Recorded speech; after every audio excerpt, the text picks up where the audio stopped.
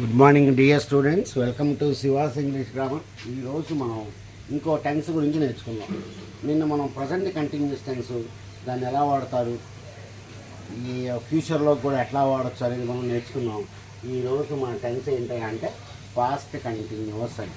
Past continuous tense పేరులోనే ఉంది చూడండి. పాస్ట్ కంటిన్యూస్ అంటే పాస్ట్లో జరుగుతుంది అని, ఒక పని పాస్ట్లో జరుగుతుందని.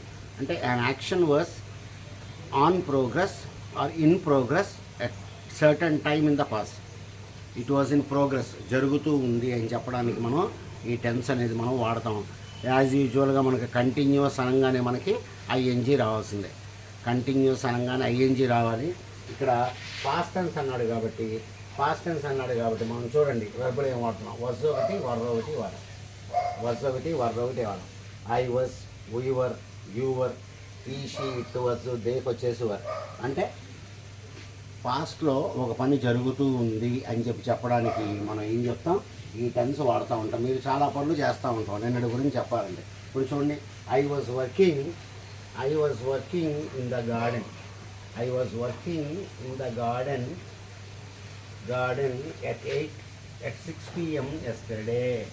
6 PM yesterday ఇలా చెప్పాలి మనం. ఇది I was working in the garden, నేను నిన్న గార్డెన్లో పనిచేస్తూ ఉన్నాను అని. ఐ వాజ్ వర్కింగ్ అని, నేను గార్డెన్లో పనిచేస్తూ ఉన్నానని. రైట్. చూడండి. He was eating A chocolate at 11 AM yesterday. అతను నిన్న 11 AM చాక్లెట్ తింటూ ఉన్నాడని మీనింగ్ వస్తుంది. గుర్తుపెట్టుకోండి. పని కంప్లీట్ కాదు.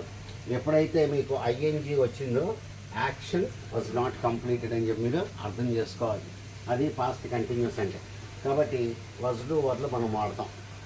రైట్. విషయం ఏంటి, ఎప్పుడు వాడుతుంది దీన్ని? We use past continuous tends to talk about actions which were in progress at some time in the పాస్ట్లో జరుగుతూ ఉన్నాయి. పాస్ట్లో జరుగుతుంది అని చెప్పడానికి ఈ విధంగా మనం చెప్తాం. They were writing notes at 10 AM in the morning. అంటే నిన్న ఒక టైంలో ఒక పని జరుగుతుంది, ఒకనొక టైంలో ఒక పని జరుగుతుంది అని చెప్పడానికి మనం ఈ టెన్స్ అనేది వాడుతూ ఉంటాము. ఇవి మనం వాడుతూ ఉంటాం. ఇది మీరు స్ట్రక్చర్ గుర్తుపెట్టుకోవాలి. వజ్ వర్లో వస్తాయి, పక్కనేమో ఐఎన్జీ మనకి వస్తూ ఉంటుంది. ఇది చెప్పడానికి మనం పాస్ట్ కంటిన్యూస్ టెన్స్ అనేది వాడతాం. పాస్ట్ కంటిన్యూస్ అంటే పాస్ట్లో ఒక పని జరుగుతుంది, ఒక పర్టికులర్ టైంలో మనకి జరుగుతుంది అని చెప్పి మనం రాస్తాం అన్నమాట. ఇది మనం వాడే పద్ధతి. ఇప్పుడు చూడండి. రైట్. ఇప్పుడు మనం చెప్పబోయేది ఏంటంటే రెండు యాక్షన్స్ ఒకే టైంలో జరుగుతాయి. ఇప్పుడు చూద్దాం. I was working in the kitchen when the phone rang, when the doorbell rang. I was working in the kitchen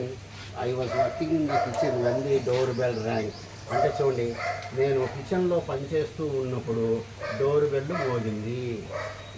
మోగింది. అంటే మధ్యలో ఇంటరప్షన్ వచ్చిందనమాట.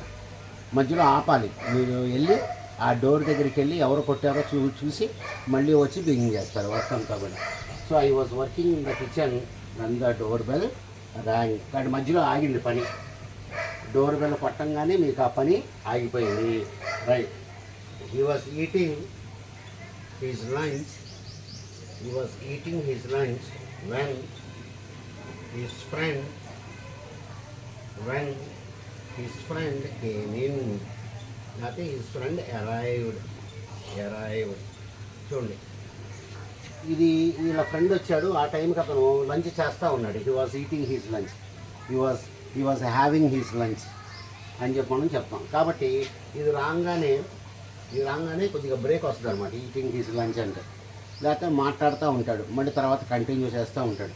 కాబట్టి ఈ విధంగా ఇంటరప్షన్స్కి మనం వాడుతూ ఉంటాము. మధ్యలో మనకి బ్రేక్ వచ్చింది అని చెప్పి మనం చెప్తాం. They were writing a story when the publisher called. when the publisher called. వాళ్ళు ఒక స్టోరీ రాస్తున్నారు, ఆ టైంకి పబ్లిషర్ వాళ్ళని ఫోన్ చేశాడు మధ్యలో.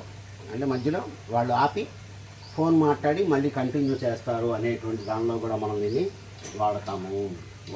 కాకపోతే ఈ పాస్ట్ కంటిన్యూస్ టెన్స్ మనం ఎప్పుడు కూడా ఒక పని నిన్నో మొన్నో జరుగుతూ ఉంది అని చెప్పేటప్పుడు మనం దీన్ని వాడుతూ ఉంటాం. మీరు ఈ స్ట్రక్చర్ గుర్తుపెట్టుకోవాలి, ఈ స్ట్రక్చర్ బాగా గుర్తుపెట్టుకోవాలి.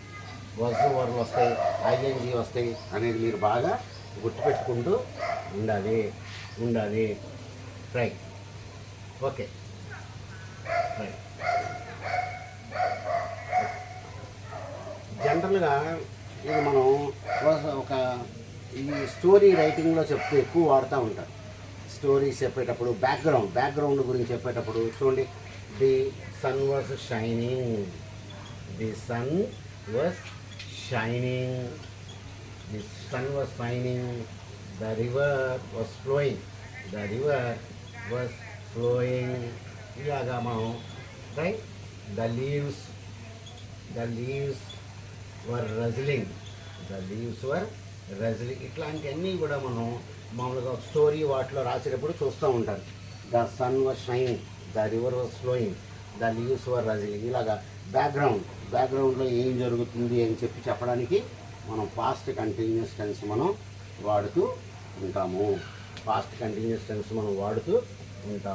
ఇట్లాగా మనం వీటిని పాస్ట్ కంటిన్యూస్ టెన్స్ వాడుతూ ఉంటాం ఇంగ్లీష్లో, రైట్. కాబట్టి పాస్ట్ కంటిన్యూస్ టెన్స్ ఎప్పుడు వాడుతుంటాం? ఒకానొక టైంలో పని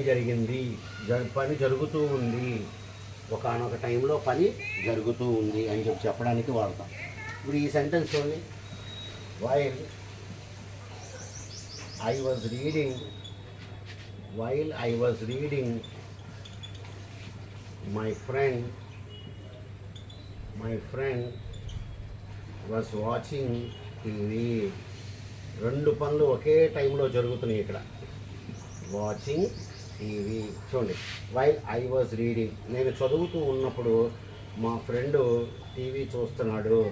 both actions were happening at the same time. ఆడు ఆ పని చేస్తున్నాడు, నేను ఈ పని చేస్తున్నాను. వాడేమో టీవీ చూస్తున్నాడు, నేనేమో పుస్తకం చూస్తున్నాను, right. While she was gardening,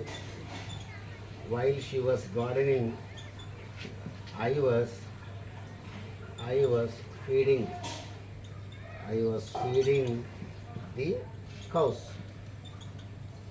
ఆవిడ గార్డెన్లో పని చేసుకుంటూ ఉంటే నేను ఆవులకి తిండి పెడుతున్నాను. ఈ విధంగా మనం పాస్ట్ కంటిన్యూస్ టెన్స్ రాసామన్నమాట. She was gardening, was feeding. ఎన్నన్నా సరే మీరు రాసుకోవచ్చు. కాబట్టి వైల్ అనేది మీరు ఎక్కడన్నా పెట్టుకోవచ్చు. చూడండి, she was gardening while I was feeding the cows, ఇట్లా కూడా మీరు రాసుకోవచ్చు, right. While I was talking on the phone, my son was playing with the toys.